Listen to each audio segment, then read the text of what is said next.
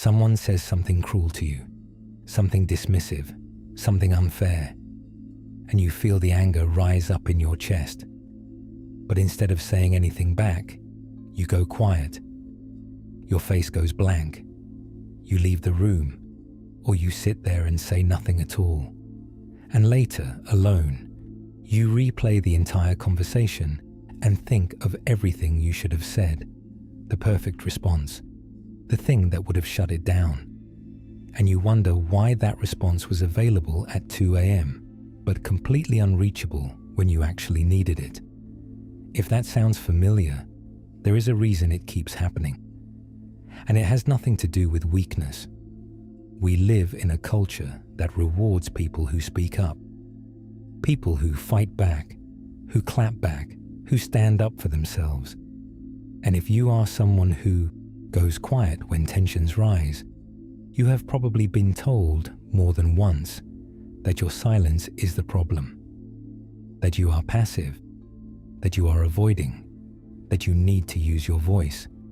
But what if that quiet is not passivity at all? What if it is something your nervous system learned to do a long time ago, for reasons that made complete sense at the time? Over the last 2 decades, research in neuroscience and trauma psychology has started to paint a very different picture of what is actually happening when someone goes blank during a confrontation. And it is far more complex than they are just avoiding the conversation. This video is going to break down the real psychology behind going silent.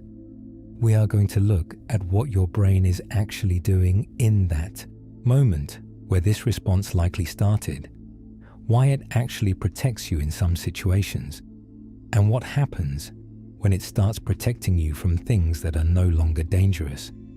But first, we need to talk about something that most anger management advice completely ignores. You have probably heard of the fight or flight response. When something threatens you, your body either gears up to confront it or prepares to run. Adrenaline, cortisol, faster heartbeat, tunnel vision. Your body becomes a machine designed to survive. But there is a third response that does not get nearly as much attention: the freeze response. And freezing operates as a completely separate survival strategy. Your body activates it when it calculates that fighting will not work and running is not an option. In the 1990s, neuroscientist Stephen Porges developed what he called Polyvagal theory. The short version is this: your vagus nerve, which runs from your brainstem all the way down through your organs, operates on a kind of hierarchy. At the top is your social engagement system, the part that lets you connect, communicate, and negotiate calmly. Below that is the sympathetic system, your fight or flight engine. And at the very bottom is the dorsal vagal response. The dorsal vagal response is what happens when your body decides that the situation is so overwhelming or so inescapable that the safest thing you can do is go still. Your heart rate drops instead of rising. Your muscles lose tension. Your voice disappears. You go still. And here is what matters for this conversation. Your biology does not distinguish very well between a physical threat and an emotional one. Your brain processes social rejection and emotional attack through many of the same neural pathways it uses for physical pain. A 2011 study from the University of Michigan used fMRI scans to show that intense social rejection activates the same brain regions as physical burns. The secondary somatosensory cortex and the dorsal posterior insula, both areas associated with processing physical pain, lit up when participants relived experiences of being rejected or verbally attacked by someone they cared about. Think about what that means. Your brain does not have separate filing cabinets for someone insulted me at dinner and someone shoved me in a parking lot. It processes both through overlapping circuitry. So the emotional sting of a dismissive comment is not just hurt feelings. Your brain is registering something closer to a wound, And that changes the calculation entirely. Because when your body believes it is being injured, it does not wait for your conscious mind to weigh in. It acts. So when someone raises their voice at you, or when a conversation turns aggressive, or when someone you love says something that lands like a punch, your body can activate the same freeze response it would use if you were physically cornered. You are not choosing to go mute. Your body is choosing for you. And this is the part that frustrates people who do not experience it. From the outside, it looks like you do not care enough to respond. From the inside, it feels like your brain has locked every door and pulled the blinds shut. You can hear the other person talking, but the path between their words and your ability to form a response has been disconnected. Dr. Porges described this as immobilization without fear in mild cases, or full dorsal vagal collapse in extreme ones. Either way, the result looks the same from the outside. Silence. But this raises an obvious question.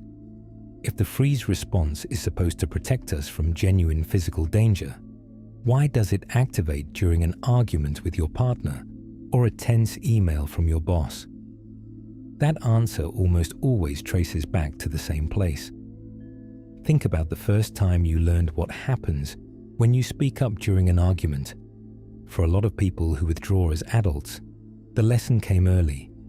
Maybe you grew up in a household where one parent had a temper, and you learned quickly that saying the wrong thing made things worse. Maybe disagreeing with an authority figure was met with punishment. Maybe you watched someone else in your family try to fight back, and it ended badly for them. In developmental psychology, this falls under what researchers call conflict socialization. It is the process by which children learn the rules of disagreement in their specific family. And every family has different rules. In some families, disagreement is normal. People argue, they raise their voices, and then 20 minutes later, everyone is fine. The child learns that disagreement is uncomfortable but survivable. But in other families, a raised voice is a fire alarm. A raised voice means someone is about to get hurt, something is about to get broken, or someone is about to leave and not come back for days. In those families, children learn one of two things. Either they learn to fight louder than everyone else, or they learn that silence is the safest place in the room. And the children who learn to go still are not being weak. They are being strategic. In an environment where they have no power, where they cannot leave and they cannot win, going quiet is the most intelligent thing their survival wiring can do. It minimizes the threat. It avoids escalation. It gets the dangerous moment to pass as quickly as possible. The problem is that survival strategies developed in childhood do not come with an expiration date. They get wired into the body as defaults. Think about that for a second. A strategy you developed when you were 7 or 8 years old, when you had no money, no independence, and no ability to leave the situation, is still running the show when you are 35 and sitting across from someone who genuinely wants to hear what you think. Your body does not care that the context has changed. It recognizes the pattern, the raised voice, the sharp tone, the feeling of being cornered, and it runs the same program. So 20 or 30 years later, when your partner says something dismissive during dinner, your body responds with the same protective freeze it used when you were 8 years old and someone started yelling. In 1967, psychologist Martin Seligman introduced a concept he called learned helplessness. His research showed that when organisms are repeatedly exposed to stressful situations they cannot control or escape, they eventually stop trying to respond at all, even when the situation changes and escape becomes possible. The application to human withdrawal during arguments is direct. Picture a child who speaks up at the dinner table and, gets screamed at. She tries again a week later, chooses her words more carefully, and gets dismissed. She tries a third time, and this time gets punished. After enough repetitions, the child stops trying, not because she has nothing to say, but because every attempt produced the same result. Her brain filed speaking up under actions that lead to pain and quietly removed it from the list of available options. If you spent years in that kind of environment, where expressing yourself was punished, dismissed, or made things worse, your brain learned that responding is futile. And that learned behavior persists, not because you are choosing not to respond, but because your body genuinely does not believe that responding will change anything. And this connects to attachment theory in a way that rarely gets talked about outside of clinical settings. People with avoidant attachment styles, which often develop in childhoods where emotional expression was ignored or punished, tend to withdraw during tense exchanges as adults. A 2014 study published in the Journal of Personality and Social Psychology found that avoidantly attached individuals showed significantly reduced verbal engagement during relationship disagreements. They did not lack opinions. They lacked the felt sense of safety required to express them. And people with disorganized attachment, which typically develops in environments where the caregiver was both the source of comfort and the source of fear, often experience a split response during confrontation. Part of their system wants to move toward the other person, and part of their system wants to flee. When both impulses fire at once, the result is paralysis, silence, complete stillness. So if you are someone who goes quiet during arguments, and you have always wondered why you cannot just snap out of it and say what you feel, this is why. Your silence is not a personality flaw. It is a biological adaptation built in response to real conditions in your life. But that does not mean the stillness is always serving you. And this is where things get more complicated. There is a difference between going quiet to protect yourself and going quiet until you have cut yourself off from everyone. And the line between them is not always obvious. When you go silent in a situation that is genuinely unsafe, your body is doing exactly what it should. If someone is volatile, aggressive, or manipulative, not engaging can be the smartest move you make. Therapists who work with abuse survivors often teach a technique called grey rocking, which is essentially strategic non-engagement. You become emotionally unresponsive so that the person trying to provoke you gets nothing to work with. That is adaptive withdrawal. It has a purpose and it works. If you are in a relationship with someone who escalates every disagreement into a screaming match, going quiet might be the only safe option. The silence is not the problem in those situations. The unsafe person is the problem. But then there is the other kind. The kind where you disappear with people who are actually safe. Your partner asks a fair question, and you check out. A friend says something that bothers you, and instead of telling them, you pull away for 3 days. Your boss gives you constructive feedback that stings a little, and you nod along, while internally checking out of the conversation entirely. You smile, say that makes sense, and then spend the drive home composing a resignation letter you will never send. This is where the survival pattern starts working against you, because the people on the receiving end of your silence do not experience it as self-protection.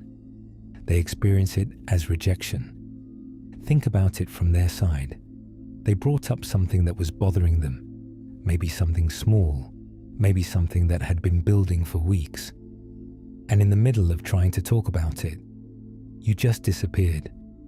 Not physically necessarily, but your eyes went flat, your voice dropped out, and they were suddenly having a conversation with someone who was not really there anymore. They do not know about polyvagal theory. They have never heard of dorsal vagal collapse. All they know is that every time things get difficult, you leave them standing alone in the middle of it.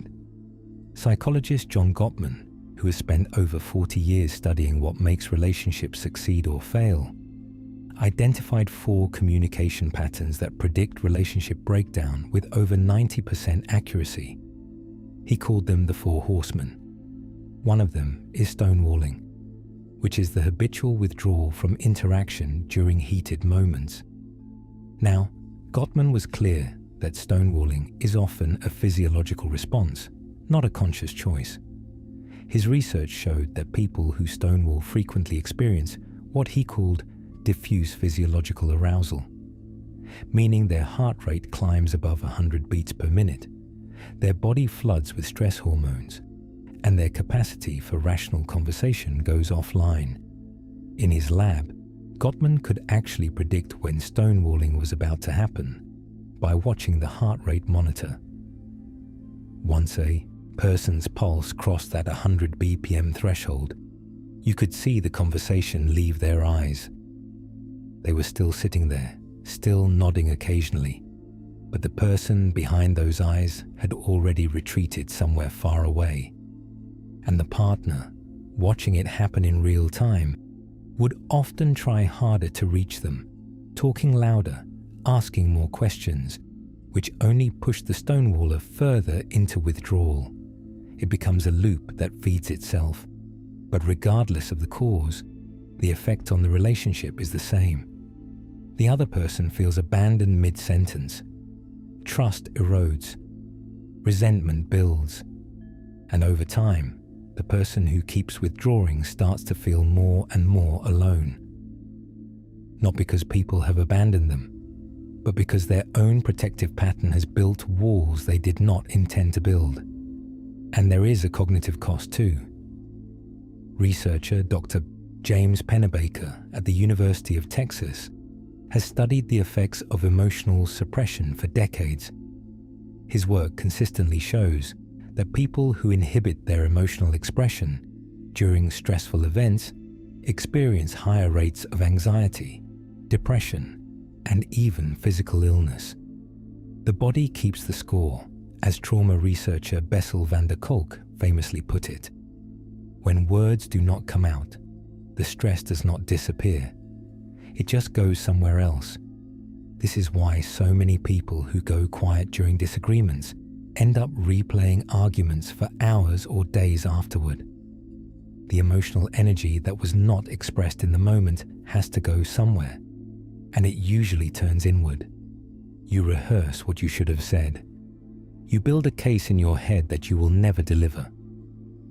You argue with a version of the other person who is not even in the room anymore, and the body stores what the mouth does not say. You might notice that your jaw aches from clenching, that your shoulders have been pinched up toward your ears for hours without you realizing it, that your stomach tightens every time your phone buzzes with a message from the person you never responded to. The unexpressed words do not evaporate. They settle into the body like sediment, and over months and years, they calcify into chronic tension, headaches, insomnia, and a baseline anxiety that never fully explains itself. The silence kept you safe in the moment, but it did not resolve anything. An unresolved tension does not fade. It compounds. You start carrying this invisible weight of things you never said, and the people closest to you start carrying something too. They carry the confusion of never knowing where they stand with you, of never being sure whether you are fine or quietly falling apart. Some of them eventually stop asking, and that is when the silence becomes loneliness, not because no one is around, but because the people who are around have stopped trying to reach you. So if going quiet is not always helping, what actually changes the pattern? The first thing worth understanding is that you cannot willpower your way out of an autonomic response. Telling yourself just speak up next time is about as effective as telling yourself just stop flinching when someone throws something at your face. The response is faster than your conscious mind. So the work begins with gradually expanding what your body considers safe. In trauma-informed therapy, Clinicians talk about the window of tolerance, a concept developed by Dr. Dan Siegel. It refers to the zone of emotional arousal where you can function, think clearly, and engage with other people. When you are inside your window, you can have a difficult conversation without freezing up or exploding. When you are pushed outside it, your survival wiring takes over. For people who withdraw during disagreements, the window of tolerance around confrontation is narrow. Not because they are fragile, but because their early experiences train their brain to treat disagreement as a category of danger. And the narrower that window is, the more easily you get pushed out of it. A slightly irritated tone of voice, a sigh, even a certain look on someone's face can be enough to send you into full dorsal vagal mode. People on the outside think you are overreacting, but your threat detection system is reacting to every moment like this that came before it, stacked on top of each other. The goal of recovery is to widen the window so that the freeze response only activates when you actually need it. So that a disagreement about dishes does not register the same way a screaming parent did when you were 9. So that your body can tell the difference between a partner who is frustrated and a person who is dangerous. That widening does not happen in one breakthrough moment. It happens in stages. The first stage is recognition. Noticing in real time when the withdrawal is starting. This sounds simple, but for people who have been doing it their whole lives, the withdrawal can happen so fast that they do not realize they have gone silent until the conversation is already over. Learning to catch the early signals, the tightness in the throat, the feeling of going blank, the sudden urge to leave the room, that awareness alone starts to slow the process down. The second stage is buying time without disappearing. This is where a lot of therapists recommend what Dr. Gottman called a structured pause. Instead of disappearing and leaving the other person to guess what happened, you say something like, "I need a few minutes before I can respond to this." That single sentence does something remarkable. It keeps the connection alive while giving your brain the space it needs to come back online. It tells the other person, "I am not abandoning this conversation. I am not punishing you by withdrawing. I just need my brain to catch up to what I'm feeling right now." And for the person on the other side, that one sentence is the difference between feeling abandoned and feeling respected. Gottman's research found that couples who use structured pauses during high conflict moments, even just agreeing to return to the conversation within 20 minutes, had significantly better relationship outcomes than couples where one partner simply withdrew. The pause functions as a bridge, not a wall. The third stage is re-engaging after the quiet. This is the hardest part, because your body's instinct after going blank is to avoid the topic entirely. Everything in your body will tell you to let it go, move on, pretend it never happened. And the other person, tired of hitting a wall, might let you. They might stop bringing things up, and for a while, that will feel like relief. But that quiet feeling is erosion wearing a mask. Coming back to the conversation, even hours later, even the next day, and saying, "I have been thinking about what you said, and here is what I felt," is what starts to rewire the habit. It will feel unnatural at first. Your voice might shake. You might stumble through it. But every time you re-engage after going silent, you teach your body that speaking up did not lead to catastrophe. And slowly, over time, the window widens. The fourth stage is grieving the situations where your silence was the right call. Because if you grew up in an environment where speaking up was genuinely dangerous, there is a grief that comes with recognizing that. Not just grief for what happened, but grief for the version of yourself who never got to speak freely as a child, who learned to swallow every reaction, every opinion, every need, because the cost of expressing them was too high. You need to acknowledge that your silence saved you. It was not a defect, it was intelligence. And you do not have to be angry at your younger self for learning the only strategy that worked. You just have to recognize that the situation has changed and that the people in your life now might be safe enough to hear what you actually think. Not everyone will be, and your nervous system will still sound the alarm sometimes when it does not need to. But the fact that you are watching this video, the fact that you recognize the pattern, means the awareness is already there. And awareness is the first crack in a wall that took years to build. If you are someone who goes quiet when things get heated, you are not broken, not passive, and not weak.